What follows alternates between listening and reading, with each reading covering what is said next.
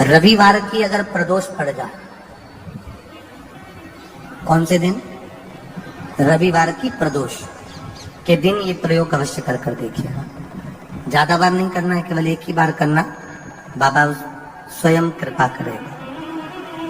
अपने मंदिर में अर्थात अपने घर के पास कोई मंदिर हो, शिवालय हो, देवालय हो, जहां शंकर भगवान विराजमान हो, शिवलिंग हो, ऐसी जगह पर अवश्य करें।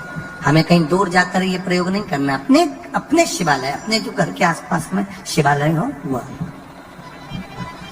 एक बेलपत्र अशोक सुंदरी वाली जगह, अब उसको अशोक सुंदरी की जगह पर भी चढ़ाने का तरीका क्या है? ये शिवलिंग है, ये जलाधारी है, ये जल बहता है, बीच में जो मोटी सी लाइन है वो अशोक सुंदरी का स्थान, ये जो भाग है षडानंद कार्तिकेय गणेश जी और कार्तिकेय जी का।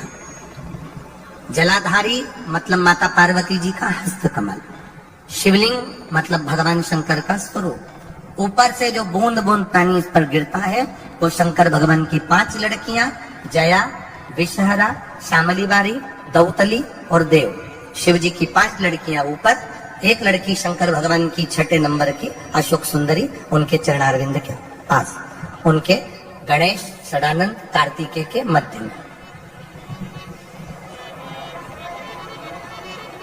जब हम बेलपत्र चढ़ाएंगे तो उस बेलपत्र को चढ़ाते समय आपकी जो बेलपत्र की डंडी है वो बेलपत्र, रविवार प्रदोष के दिन का ये उपाय है महाराज। ये बेलपत्र की जो डंडी है, इस डंडी का भाग शिवलिंग की ओर होना चाहिए। ये जो डंडी है इसका भाग अशोक सुंदरी पर जब चढ़ाएंगे तो शिवलिंग की ओर इसका भाग होगा महाराज। दूसरी, बेलपत्र को जब हम समर्पित करेंगे तो जलाधारी का जया, विषहरा, श्यामली बारी, दौतली, देव।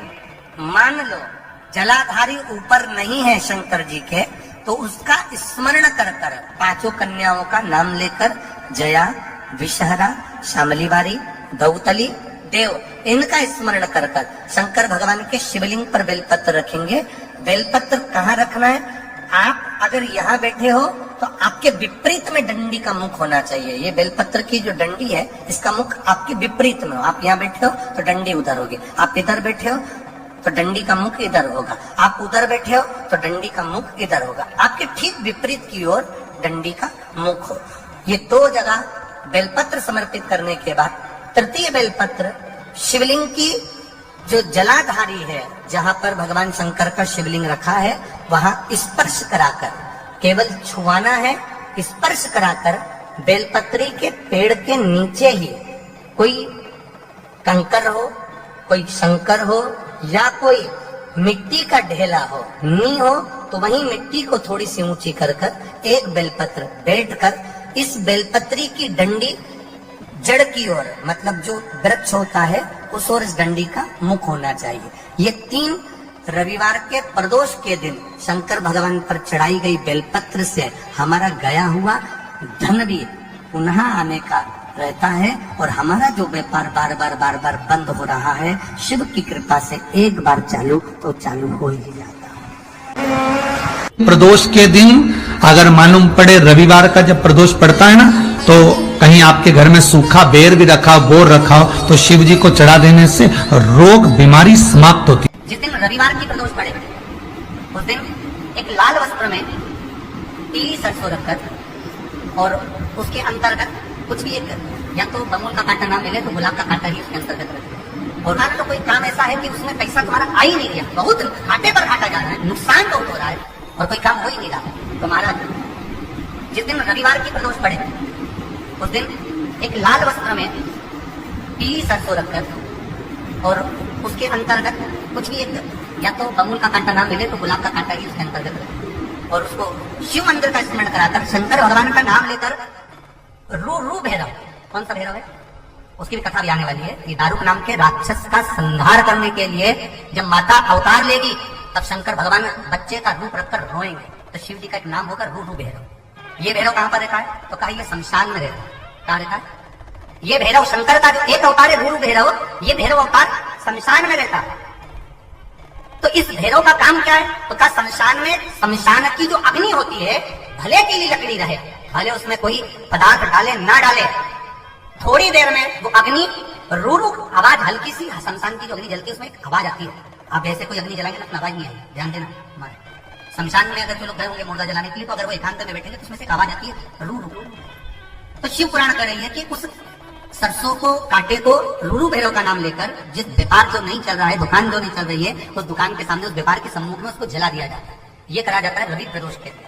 कौन से प्रदोष? रवि प्रदोष, जो सुख का भान कराती है, व्यापार की उन्नति के लिए, समृद्धि के लिए, लक्ष्मी के लिए। इसका रवि प्रदोष है, कहते हैं रविवार का यदि प्रदोष पर्व पड़े ना, शिव जी को 3 चीजें रवि प्रदोष के दिन दी जाती है। पहले नंबर पर 1 लोटा जल, दूसरे नंबर पर प्रदोष काल में दीपदान, और तीसरे नंबर पर भगवान शंकर के नाम का उच्चारण। पंचाक्षर मंत्र या षडाक्षर मंत्र या श्री शिवाय। जीवन में 11 प्रदोष या 26 प्रदोष करने के बाद आप उसका उद्यापन कर विराम भी दे सकते। पर जीवन में एक बार प्रदोष का व्रत मौका मिले, जिस कामना से जिस दिन का भाव आपके मन में आए कि मुझे रोग से मुक्ति पाना है, तो ये प्रदोष मुझे करना है। और रोग मुक्ति के लिए हम जो भी आपके मन में आ रहा है, संतान प्राप्ति के लिए शनिचरी आप उसका स्मरण करें। फिर लिखा शिव महापुराण में, बड़ा सुंदर लिखा वेदव्यास जी ने, मान लो आप प्रदोष का व्रत नहीं कर सकते, आप अगर व्रत नहीं कर सकते तो प्रदोष के दिन, प्रदोष काल में शाम का समय, सूर्यास्त का कुछ पल, कुछ घड़ी के पहले से लेकर बाद तक का प्रदोष काल के अंतर्गत आप शंकर जी के मंदिर में जाकर 1 लोटा पानी, 5 बेलपत्र भी अगर समर्पित करते हैं तो संपूर्ण प्रदोष का फल आपके भाग्य में। शिव महापुराण में इसका अगर किसी व्यक्ति के जीवन में खो गया, कर्जे में डूब गया, कर्जा बहुत हो गया, पैसा चले गया, गाड़ी चली गई, मकान चले गया, सब गिरवे रखा गया, सब कुछ समाप्त हो गया, उसको प्रत्येक प्रदोष को, प्रत्येक अमावस्या को घी का दीप किसी भी पेड़ के नीचे, ये 5 वृक्ष बताए हैं पितृभाव के, उन 5 वृक्ष में से कहीं पर भी बड़, पीपल, आंवला, शमी, बेलपत्र आदि 5 वृक्ष में से किसी भी वृक्ष के नीचे प्रज्वलित करे और कामना करे, उसका कर्जा चूकता ही है।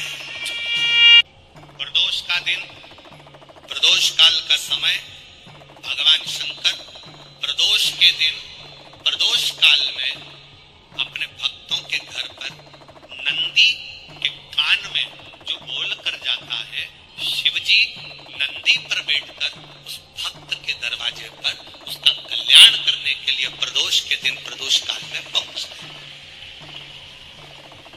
हर हर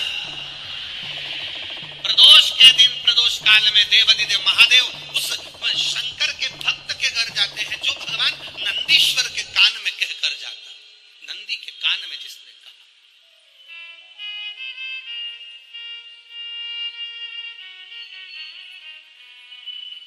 शंकर भगवान के इस